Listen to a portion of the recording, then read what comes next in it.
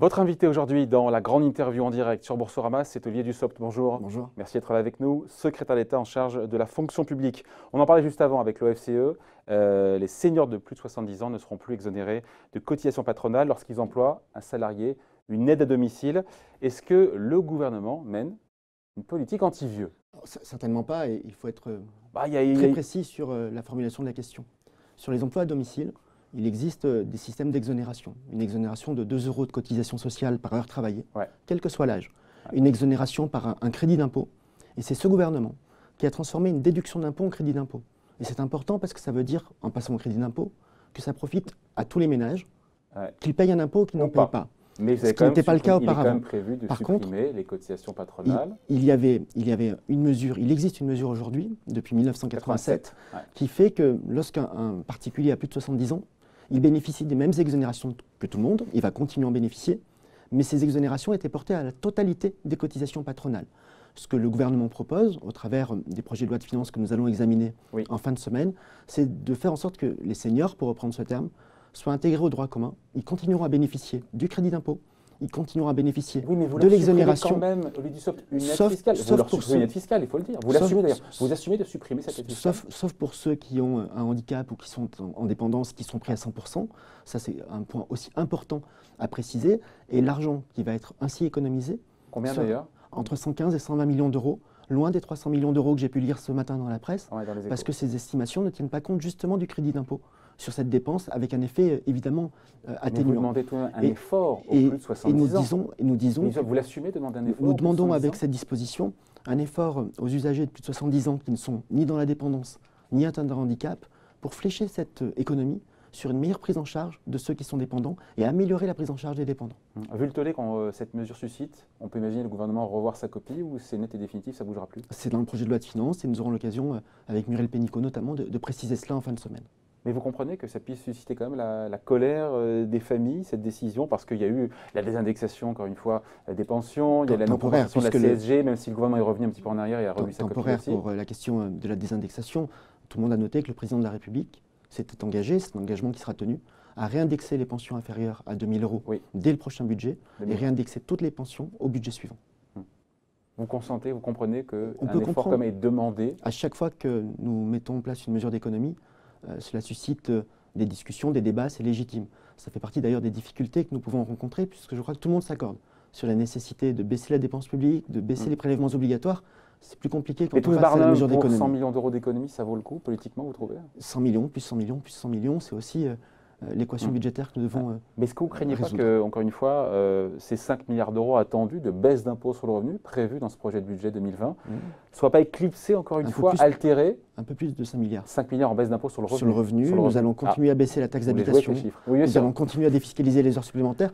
Il faut le dire, il faut le répéter. Mais justement, que toutes ces baisses d'impôts soient un petit peu éclipsées ou polluées par justement ces débats, ces petits coups de rabot qui ne rapportent pas grand-chose, 100 millions d'euros, mais qui pour le coup laissent des traces dans l'opinion, dans le sentiment que, encore une fois, les retraités sont mis à contribution. Qui sont à la fois des mesures de justice, d'alignement, d'harmonisation, qui sont aussi des mesures d'économie, puisque nous avons un certain nombre d'engagements pris sur la scène européenne que nous devons tenir. Donc pour vous, pas de crainte que... Parce qu'il y a un sondage intéressant, puisqu'on parle des Échos, sondage pour les Échos, Opinionway, Radio Classique de ce matin. Malgré les 9 milliards d'euros, pour le coup, au global, entre baisse de la troisième tranche de la taxe d'habitation, il faut être précis, baisse de l'impôt sur le revenu et autres, on arrive à 9 milliards d'euros. Pour 60% des Français, ils sont insatisfaits de l'action du gouvernement en matière, justement, d'impôts. Vos mesures n'impriment pas. Comment vous l'expliquez? Il faut quand même se poser la question. Ça fait 30 ans que les impôts augmentent, donc on peut comprendre que les Français soient un peu dubitatifs et un peu sceptiques. Les Français, les contribuables, verront dans les jours et les semaines qui viennent, pour 80% d'entre eux, leur taxe d'habitation diminuer encore. Dernier tiers pour 80% des Français. Pour le dernier tiers, c'est sur 2020. Oui, deuxième tiers. Mais c'est un deuxième tiers de baisse en 2019 et le troisième tiers est prévu pour 2020 avec la suppression totale de la taxe d'habitation pour 80% des ménages. Et ensuite, nous la supprimerons en 3 tiers pour les 20% de ménages restants. Donc ça fait quoi le calendrier pour les 20% restants? Un premier tiers en 2021, un deuxième en 2022 et aucune taxe d'habitation en 2023. Et à la fin du mois de janvier, les mêmes Français, les mêmes contribuables qui payent l'impôt sur le revenu verront leur impôt sur le revenu diminuer, puisque un des mérites du prélèvement à la source, c'est que la diminution de l'impôt se voit tout de suite. Se voit tout de suite dès les premiers prélèvements du mois de janvier. À ceux qui disent la baisse de taxe d'habitation, ça sera compensé par une explosion de la taxe foncière, je vous en parle parce que c'est dans votre portefeuille, dans votre ministère. C'est un mensonge, c'est même pour certains, et je pense au discours prononcé par Marine Le Pen il y a quelques jours, une mauvaise manière de faire de la politique et de récupérer. Donc c'est un mensonge que de dire la baisse de la taxe d'habitation entraînera de facto une hausse de la taxe foncière. La baisse de la taxe d'habitation va permettre à chaque ménage français d'économiser 750 € par an. Et nous allons permettre ce gain de pouvoir d'achat et réaliser cette opération par des économies. Le président de la République et le Premier ministre ont rappelé cet engagement. Nous supprimons la taxe d'habitation, nous ne la remplaçons pas par un impôt nouveau. Donc c'est un mensonge que de dire quoi? Et nous ne la remplaçons pas par une augmentation nationale d'un autre impôt. Il y a une polémique entretenue par quelques-uns pour dire que le gouvernement réviserait la totalité des valeurs locatives de la taxe foncière pour la faire augmenter, certains disent exploser, afin de financer cela. C'est faux. C'est totalement faux. Tous les ans, il y a des révisions qui concernent 150 000 contribuables à peu près. Les valeurs locatives ont été fixées en 1970. Tout le monde s'accorde à dire qu'une révision générale serait un moment d'équité, de transparence et d'égalité entre les contribuables. Avec beaucoup de transferts. Il y a beaucoup de transferts. Il y a parfois des appartements qui ont été rénovés sans que les travaux aient été déclarés. Et donc, il faut revoir l'ensemble des bases. Chaque année, les services des finances publiques, en lien avec les commissions communales d'impôts directs, en lien souvent avec les élus locaux, procèdent à un certain nombre de révisions partielles. Vous avez dit vous-même le chiffre. En moyenne, nous avons 130 000, 140 000 Il n'y a pas d'accélération particulière. Révisions. Aucune accélération. Ces 130 000 révisions ou modifications. Pas choisi au hasard. Ce n'est pas des contribuables comme ça, on dit tiens, toi, on va regarder ta maison parce qu'il y a des déclarations de travaux, parce qu'il y a eu une vente. Il y a des déclarations de travaux, il y a des ventes. Il y a aussi, parfois, territoire par territoire, des partenariats entre les élus et les services des finances publiques au travers de conventions. Elles sont possibles depuis 2014 et à peu près 200 ont été signées, 90 sont encore en application. Quand on dit que chaque année, il y a 130 à 140 000 valeurs locatives qui sont révisées, revues, à la hausse ou à la baisse. Alors souvent la hausse, hein. Bon. Pas si souvent que ça. Les écarts ne sont pas aussi majeurs que ce qu'on peut imaginer. Il faut avoir en tête que ces 130 000 révisions sont faites sur un total de 48 millions de locaux d'habitation. C'est dire si la part est peu significative. Et la hausse en moyenne est de combien? C'est très variable d'un département à l'autre. En moyenne, on est sur du 3,5% de hausse des valeurs locatives globales. L'augmentation de 3 à 3,5%, c'est un solde global sur, par exemple, les valeurs d'un département, si un département était révisé. Bon, on revient au sujet sur les impôts, même si on y est indirectement. Comment on fait pour changer la perception, encore une fois, des Français? Encore une fois, vous l'avez dit, hein, ça fait des années, sous les mandats de François Hollande, de Nicolas Sarkozy, toujours les impôts ont augmenté. Comment on fait pour, encore une fois, changer cette perception des Français qui finalement n'y croient pas? On le traduit dans des faits. Et les faits, c'est la taxe d'habitation qui va disparaître avec progressivement le passage à 0 € de taxe d'habitation. Et c'est le prélèvement à la source qui va diminuer fin janvier. On le fait, on le rappelle, on le souligne. On en fait prendre conscience parce qu'effectivement, il y a une forme de scepticisme, de doute. À juste titre, quelque part. Peut-être parce que les Français sont vaccinés. Mais ce qu'il faut que nous puissions démontrer, et ce que nous répétons, c'est que depuis le début de ce quinquennat, il y a 2 choses qui baissent, c'est le chômage et les impôts. Et à l'échelle du quinquennat, ce sont 20 milliards d'impôts qui seront supprimés pour l'ensemble des ménages. C'est la plus forte baisse d'impôts que nous n'ayons jamais connue. Un tout petit peu plus, mais vous allez faire vous-même la promotion du gouvernement, j'en suis très content. Non, pourquoi 20 milliards alors qu'en fait c'est un peu plus? C'est un peu plus, ça doit être autour de 25 milliards d'euros quand on fait la totalité de la taxe d'habitation. Les baisses d'impôts du gouvernement? C'est peut-être une modestie. Bon, ce qui permet de boucler ce projet de budget au lieu du SOPT, c'est notamment la charge d'intérêt, les taux d'intérêt qui sont très très bas. Puisque vous aimez les chiffres, et nous aussi, vous savez, sur 2019, l'économie pour le budget liée au taux d'intérêt très très bas. Et là, attention, parce qu'il y a Quotidien qui vous regarde. Tout le monde nous regarde, effectivement, et fait attention. Nous estimons, et Gérald Darmanin a eu l'occasion de s'exprimer à ce sujet-là, que la marge, mais c'est une marge comptable, est autour de 2 milliards d'euros. Voilà, et sur 2020 Sur 2020, on va attendre de savoir quelles sont les réalités des taux avant de nous prononcer définitivement. Dans le projet de budget, dont les Échos apparemment a eu une copie, on parle de combien de milliards d'euros d'économies sur 2020? Je crois que c'est autour de 4 milliards d'euros, mais je vais pas vous dire une bêtise. 5 milliards. Et là, on se dit, merci les taux bas, merci les marchés. Ce sont les marchés qui vous permettent finalement de financer vos mesures, vos baisses d'impôts et les mesures pour calmer les gilets jaunes. C'est un raccourci, mais c'est un peu ça quand même. Alors, peut-être une réponse en 2 points. Les taux d'intérêt les plus bas libèrent des marges comptables, budgétaires, et tout le monde le sait, tout le monde l'a dit. Nous ne nous contentons pas de cela. nous mettons en place des mesures d'économie, des mesures de redressement. Nous réformons aussi de manière plus structurelle pour faire en sorte que ça ne soit pas qu'un jeu. La dépense publique augmente de 25 sur les milliards taux, d'euros en 2020. Que ça ne soit pas La qu'un jeu dépense sur les publique, taux. est-ce qu'elle augmente ou pas de 25 milliards d'euros en 2020? Elle augmente. Et de combien? Elle augmente, vous l'avez dit, et elle va augmenter en 2020 de 0,7%. Nous serons sur une moyenne. En milliards. Nous serons sur une moyenne à l'échelle du quinquennat de 0,4%. C'est 2 fois moins que les 10 années précédentes. Et donc ça démontre que nous faisons un effort de maîtrise. Il y a un contexte de taux très bas. Il peut être utile d'un point de vue budgétaire. Oui, mais il faut faire attention.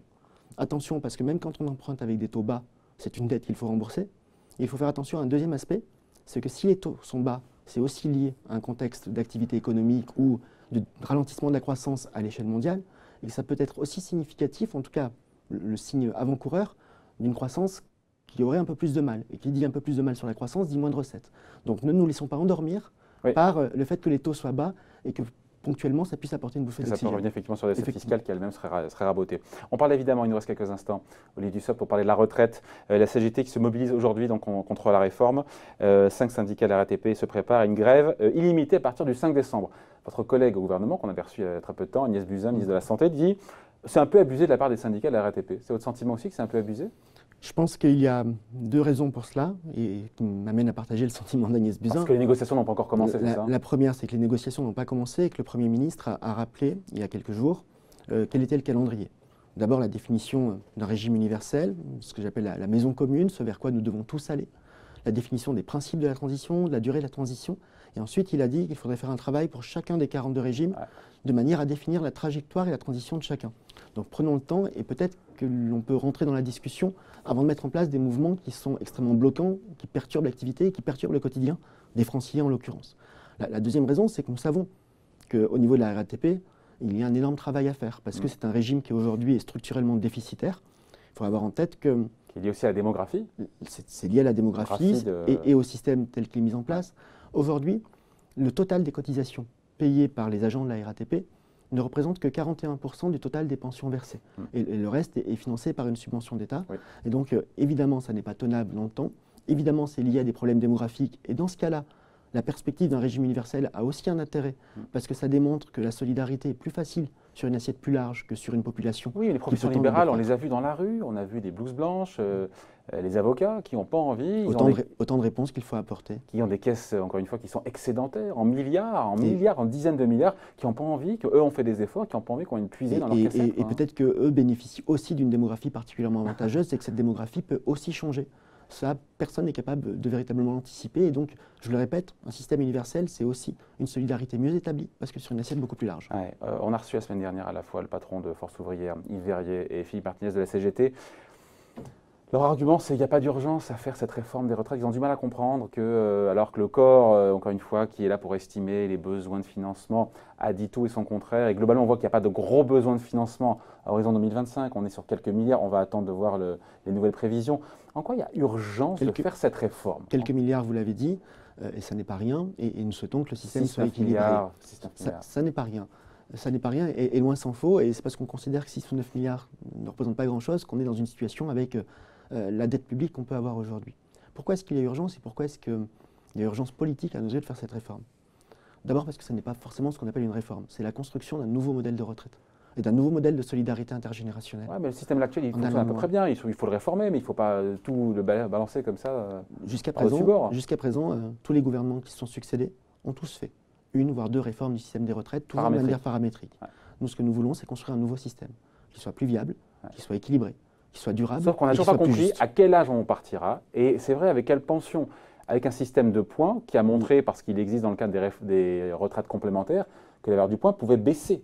Ça a été le cas dans le cadre des retraites complémentaires, en tout cas le rendement a baissé. Ça veut dire que la valeur du point peut baisser, donc la retraite peut baisser. Je le répète, nous sommes sur une réforme qui va mettre du temps à s'appliquer, qui est une réforme qui va concerner plusieurs générations, qui va concerner la société tout entière. Nous avons du temps pour la mener, du temps pour écrire la loi cadre et écrire ce que doit être le régime universel et quels sont les grands principes pour y aller, du temps pour discuter de la transition de chacun des 42 régimes. Mais donc aujourd'hui, on ne sait toujours pas à quel âge on pourra partir et combien, encore une fois, on pourra toucher, quelle sera la valeur du point, s'il peut monter, baisser. Mais peut-être que si on prend le temps de travailler sur ce que doit être le régime universel... On prend que c'est anxiogène comme sujet. Toutes les réformes des retraites l'ont toujours été, par définition, parce que ça touche toutes les couches de la société. Ça Après, renvoie quand on voit les besoins de financement, on dit qu'il n'y a pas urgence. à des craintes pour Est-ce que c'est la l'avenir. mère des batailles à mener vraiment aujourd'hui? Je pense que oui, et je pense qu'il vaut mieux inventer un nouveau système de Quand retraite il va bien. à un moment où les choses vont assez bien ou pas trop mal, Au pied du mur. plutôt qu'être au pied du mur et être Ça se obligé de prendre des mesures paramétriques. Bon, on aura l'occasion d'en reparler de la Certainement. réforme des retraites, notamment avec vous, Olivier Dussopt, secrétaire d'État en charge de la fonction publique. T'es l'invité de la grande interview en direct sur Boursorama. Merci.